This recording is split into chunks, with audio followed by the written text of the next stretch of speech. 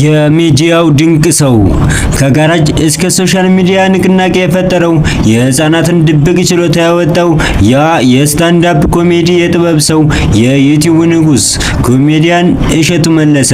ዛሬ ስለዚህ ድብቅ ሰው የህይወት ታሪክ ያልተነገረን ነገሮች እናወራለን። ለቻናሉ አዲስ የሆናችሁ ሰብስክራይብ፣ ላይክ እና ሼር እያደረጋችሁ እንድታበረታቱን ስል በአክብሮት አሳስባለሁ። በልጅነቴ ጓደኞቼ ዲቪ አትሞላም ወይ ሲሉኝ እኔ አሜሪካ የሚሄደው ለፍቼ ሳይሆንና ብላኝ ለምናኝ ነው ሲል ሲናገር የሚደመጠው እሸቱ መለሰ አዲስ አበባ ተወልዶ ከአባቱ መሞት በኋላ ከእናቱ ጋር ወደ ናዝሬት ሄዶ በቤተ ክርስቲያን ታንጾ ያደገው የናዝሬቱ ልጅ ትምህርቱን በጥሩ ውጤት አጣርቶ አዲስ አበባ ዩኒቨርሲቲ በመግባት 3.8 በማምጣት በትልቅ ውጤት ቲያትር እና አርት ተመረቀ።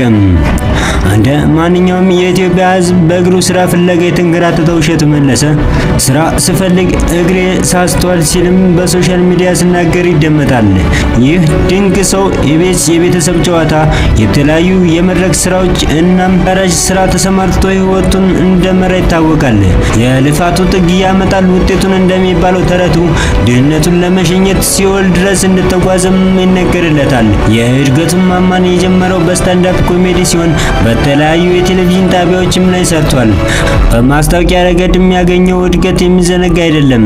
የሶሻል ሚዲያው አክተር የአሁኑ ሚሊዮነር እሸቱ መለሰ ድንቅ ልጆች የህፃናት ፕሮግራም ወደ ሀብት ማማ እንደሰቀለውም ሁላችንም የምናውቀው የማይካድ እውነታ ነው። የድንቅ ልጆች ፕሮግራም ዶንኪ ቲዩብ የዩቲዩብ ቻናል በአሁን ላይ በኢትዮ ትልቁ የዩቲዩብ ቻናል ሲሆን አንድ ጊዜ ሰይፉ ኢንተርቪው ላይ በወር ስንት ታገኛለህ ሲለው ሲጠይቀው እሱም ከ500 እስከ 1 ሚሊዮን ብሎ ሲናገርም ተደምጧል። እሱ ይሄን ይበል እንጂ የዩቲዩብ አናሊቲክሱን ስናየው በወር ከ1.5 እስከ 3 ሚሊዮን እንደሚያገኝ መረጃው ያሳያል።